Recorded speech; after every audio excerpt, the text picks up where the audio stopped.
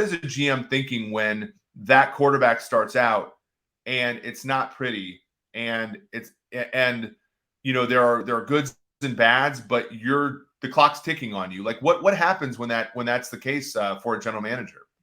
So first, great question. I mean, we and our organizations, of course, revolve around the quarterback position. And as a general manager, it is one of the biggest moves that you can make, along with picking the head coach.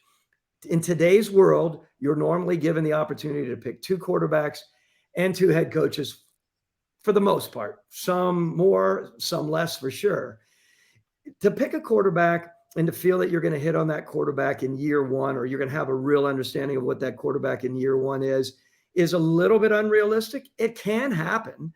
I feel like we did a really good job with Matt Ryan because I felt like our approach to Matt Ryan had nothing to do with making sure that he was, thriving in year one. We wanted to build around him. We wanted to put the right situation in front of him, run Michael Turner with him. I use it as an example, and don't put too much pressure on him. Matt was an incremental leader, and everyone should understand what I'm saying there is he wasn't thumping his chest after one or two games. Every year, he became a better and better leader, and he understood that.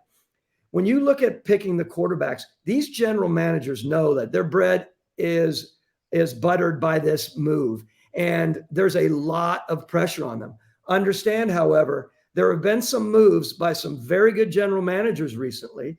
Les Snead, Howie Roseman, Brad Holmes. I mean, he's obviously new.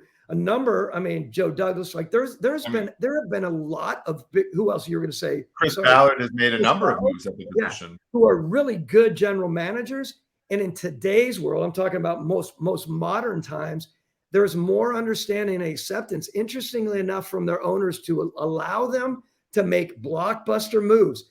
I know that for me, it was beyond me to ever think about cutting or trading a quarterback that I used a top 5 or 6 pick on. Beyond me. I would never even imagine that. And honestly, if I got to that point, I think my life is limited. That's not necessarily the way anymore. We have one of the best general managers in the league in Howie Roseman who had to do that. A very, very tough decision. All I'm saying right now, they're tough decisions when you're doing anything with your quarterback, Eric.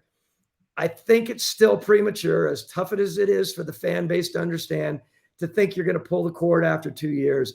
I think you have a good feeling after 2 years of where you are. You better have a damn good plan in place for your third year, or the clock is ticking, and you and I both know the seat gets hot very fast if your head coach or your quarterback's not operating.